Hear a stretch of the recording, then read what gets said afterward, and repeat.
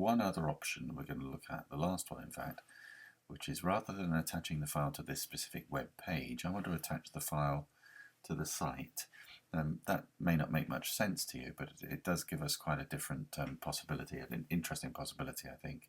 So I'm going to go back to the website, and I'm going to turn off that that option here at the bottom, so more page settings, turn off the allow attachments, and that will just give us a sort of cleaned up version of the page without that stuff at the bottom.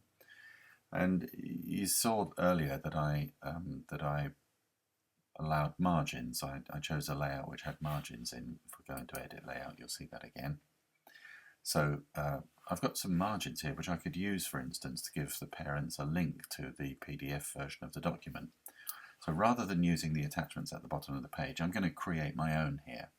Now this is slightly more complicated, but I think it gives the best option for PDF links to allow the parents to download that PDF. So in order to do this, we need to have the file, which we've got already, and it's sitting on my hard disk waiting. And I'm going to create a link here, which will say, click here to download PDF.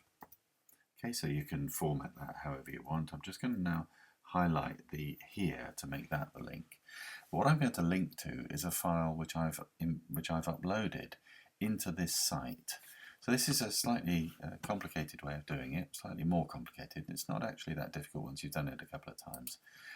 I'm going to save the web page because I need to get at the More Manage Site option. If you're the owner of a website, the editor of a website, you can get at this.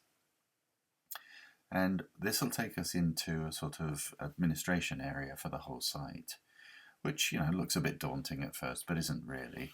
And what we need to look at is this attachments link over on the left hand side. So I'm going to click on attachments, and you'll see that the document that we're interested in has already been uploaded, but I'm going to upload it as if we'd never done it. In fact, what I might do is just delete it initially and now upload a brand new one. So it's pointing at my hard disk. Which file is it I want to upload? It's that one.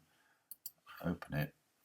And that's now uploading that file in the same way as we uploaded it into the page in the previous example, but now I'm uploading it to the site as a whole. Subtle difference. And it gives me two options. It gives me a view link and a download link. Now what I want is the download link, because previously what we got when we attached it to the page was just the view option, which opened that sort of PDF viewer. I want to do something slightly different. So I'm going to right click here and copy the link address of that download link.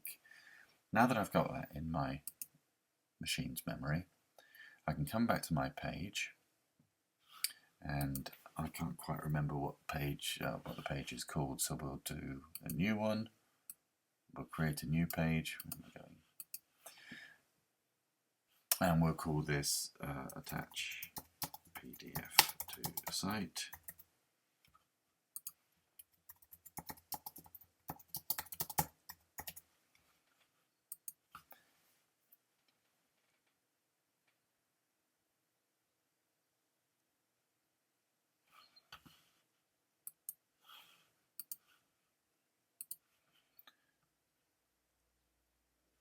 Okay, and I've said before, click here to download PDF.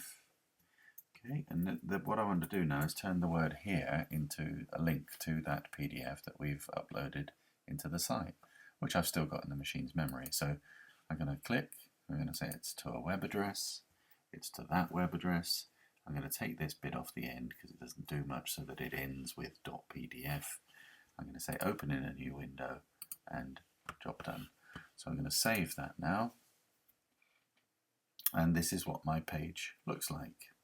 I'm just going to get rid of all the extra furniture, just as we did before. So I'm going to turn off the links and the attachments and the comments, so that it tidies it up. And you can see now that in the margin I've got my writing with the link. If I click on the link, it opens another tab, and it opens this as a PDF. Nothing to do with Google Docs now. I haven't got any of those googly doc stuff those bits and pieces. I have got my normal PDF behavior,